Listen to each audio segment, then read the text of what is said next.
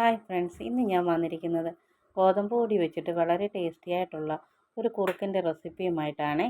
എങ്ങനെയെന്ന് നോക്കിയാലോ. അതിനായിട്ട് 4-5 സ്പൂൺ ഗോതമ്പ് പൊടി ഞാനിവിടെ എടുത്തിട്ടുണ്ട്. പിന്നെ നമുക്ക് നല്ല കറുത്ത ശർക്കരയാണ് ഞാൻ എടുത്തിരിക്കുന്നത്.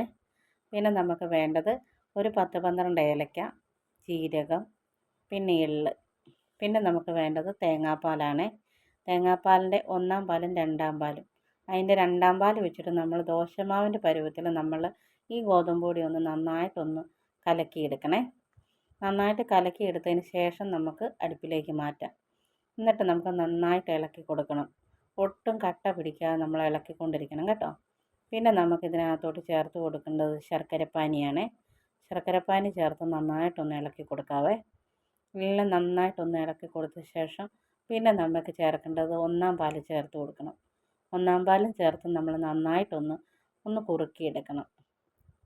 നന്നായിട്ടെന്ന് പറഞ്ഞാൽ ഒരുപാട് അങ്ങ് കുറുകി പോകണ്ട കേട്ടോ. ഒന്ന് കുറുക്കിയെടുത്ത ശേഷം നമുക്കതിലേക്ക് എള്ള് ചേർത്ത് കൊടുക്കാം. പിന്നെ ഏലക്കയും ജീരകവും കൂടെ പൊടിച്ച് വെച്ചിരിക്കുന്ന അതും കൂടെ ചേർത്ത് നന്നായിട്ടൊന്ന് ഇളക്കിയെടുക്കാം കേട്ടോ. നമ്മുടെ കുട്ടികൾക്കൊക്കെ ഒരുപാട് ഇഷ്ടമാകും. ആ മധുരത്തെ ബാലൻസ് ചെയ്യാൻ ലേശം ഉപ്പ് ഞാൻ ചേർത്ത് കൊടുക്കുന്നുണ്ട്. നമ്മുടെ കുറുക്ക് ഇവിടെ തയ്യാറായിട്ടുണ്ട്.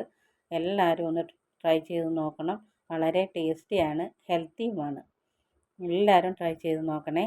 എൻ്റെ ചാനൽ ഇഷ്ടപ്പെട്ടുവെങ്കിൽ നിങ്ങൾ ലൈക്ക് ചെയ്യുക, കമൻറ്റ് ചെയ്യുക, സബ്സ്ക്രൈബ് ചെയ്യുക. നാളെ ഞാൻ മറ്റൊരു വീഡിയോ ആയിട്ട് വരാവേ.